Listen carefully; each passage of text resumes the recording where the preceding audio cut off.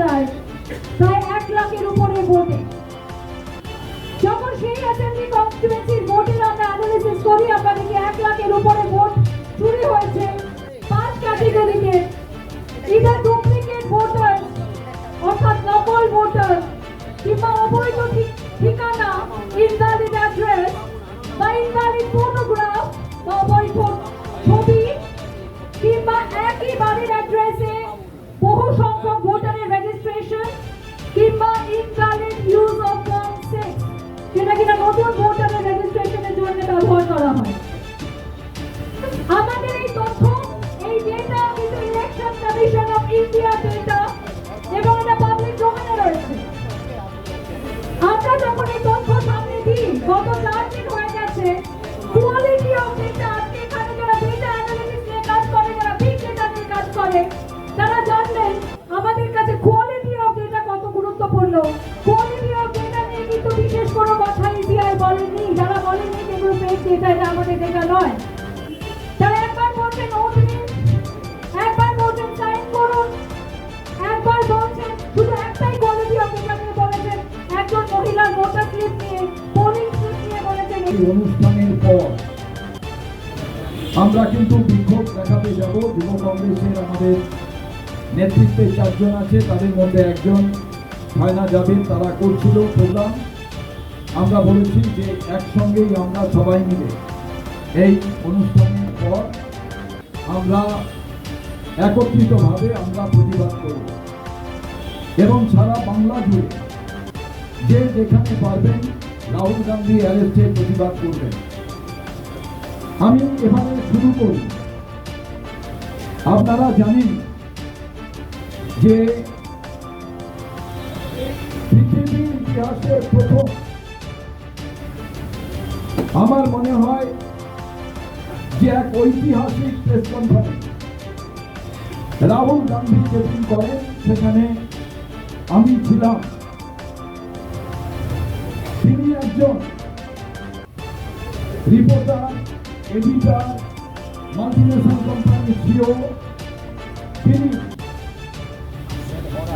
যে ভূমিকাটা পালন করেছিলেন এইরকম প্রেস কনফারেন্স এর আগে কোনোদিন হয়নি।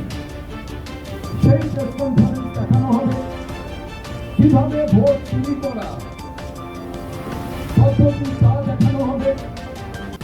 আমি শুধু আপনাদের মনে করিয়ে দিই, 1952 সালে প্রথম নির্বাচন হয়। জওহরলাল নেহেরু, তার কাছে বিভিন্ন রাষ্ট্রনায়করা বলেছিলেন নির্বাচন করার প্রয়োজন নেই, আপনি সরকার তৈরি করুন। জওহরলাল নেহেরু বলেছিলেন আমি ভারতবর্ষের মানুষের কাছে দায়বদ্ধ, তাদের কাছে কথা দিয়েছি, তাদের সিদ্ধান্তে সরকার তৈরি হবে। প্রথম 1952 সালে নির্বাচন হয়। নির্বাচন মানে কি?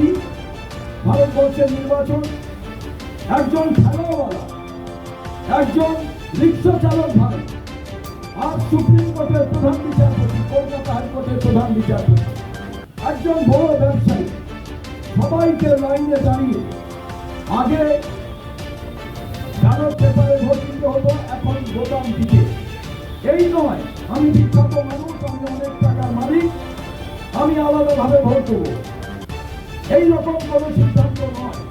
সিদ্ধান্তটা ছিল একজন মানুষ, তিনি একটি ভোট দেবেন, তিনি যতই ক্ষমতাবান হোক, তিনি বড় লোক হোক, ধনী হোক কিংবা গরিব হোক, এই পদ্ধতিকে দেখে সারা বিশ্বের মানুষ ভারতবর্ষের গণতন্ত্রকে সম্মান জানাতে আমাদের লোকেরা বিশ্বের মাঝে গিয়ে বলছেন ভারতবর্ষে গণতন্ত্রের কথা।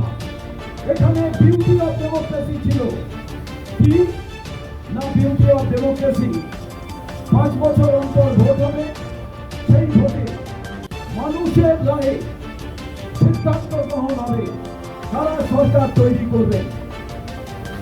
এইখানে ভোটাধিকার ছিল 21 বছর বয়স পর্যন্ত। সেই ঐতিহাসিক সিদ্ধান্ত কংগ্রেস নিল, যেটা শুরু হয়েছিল জওহরলাল নেহেরু থেকে।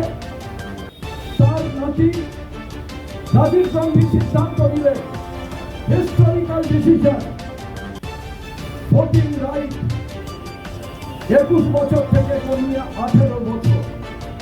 18 বছরের ছেলেরা প্রথম ভোটাধিকার হবে, তারা ভোট দেবে। এই পদ্ধতি চলছিল। আপনাদের কাছে বলি, দুঃখের বিষয় পশ্চিমবঙ্গের মানুষ জানেন, আমরা ভোট লুট দেখেছি এই রাজ্যে সন্ত্রাস দেখেছি, ভোটের দিন মানুষ খুন হতে দেখেছি, এর ভোট অন্যজন দিয়ে দিচ্ছে দেখেছি, মৃত ব্যক্তির ভোট শাসক দল দিয়ে দিচ্ছে আমরা দেখেছি।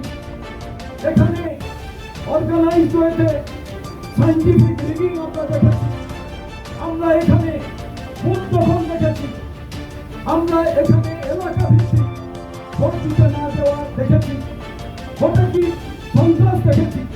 এই বাংলার সবগুলো সাক্ষী।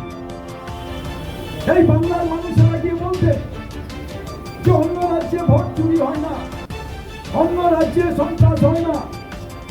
বিহারে আগে হতো ভোটের দিন মানুষ মারা যেত, এখন খালি পশ্চিমবঙ্গে এটা দীর্ঘদিন ধরে এই প্রক্রিয়া চলছে। আমরা এর তীব্র বিরোধিতা করি। সাংবাদিক বন্ধুরা আমার খান, তারা তুলতে গিয়ে আমরা এটা দেখেছি। কিন্তু ভারতবর্ষের মাটিতে দাঁড়িয়ে 2019-এর নির্বাচন, আমরা ভারতবর্ষের এক প্রান্ত থেকে অন্য প্রান্তে প্রচারে গেছি। কংগ্রেস ক্ষমতায় আসছে রাহুল গান্ধীর নেতৃত্বে, ভোট গোনা হলো, আমরা দেখলাম নরেন্দ্র মোদীর জয় জয়কার। 2024 একই পদ্ধতি। আমরা বুঝতে পারলাম না ব্যাপারটা কি। এবার দেখুন মধ্যপ্রদেশের নির্বাচন, যারা ভারত জোড়ো যাত্রায় হেঁটেছেন তারা জানেন যে ভারত জোড়ো যাত্রায় হাঁটার সময় কি মানুষের উৎসাহ, লক্ষ লক্ষ মানুষ হাঁটছে। মধ্যপ্রদেশের সরকার তৈরি হবে, সমস্ত চ্যানেল বলছে মধ্যপ্রদেশের সরকার, দেখলাম যে বিজেপি জিতে গেল, আমরা মেনে নিলাম। হরিয়ানায় একেবারে সরকার তৈরি হবে, হরিয়ানায় সরকার তৈরি হলো না। মহারাষ্ট্রে সরকার তৈরি হবে, সরকার তৈরি হলো না। কর্ণাটকে যেখানে জেতার কথা ছিল সেখানে আমরা জিতলাম না।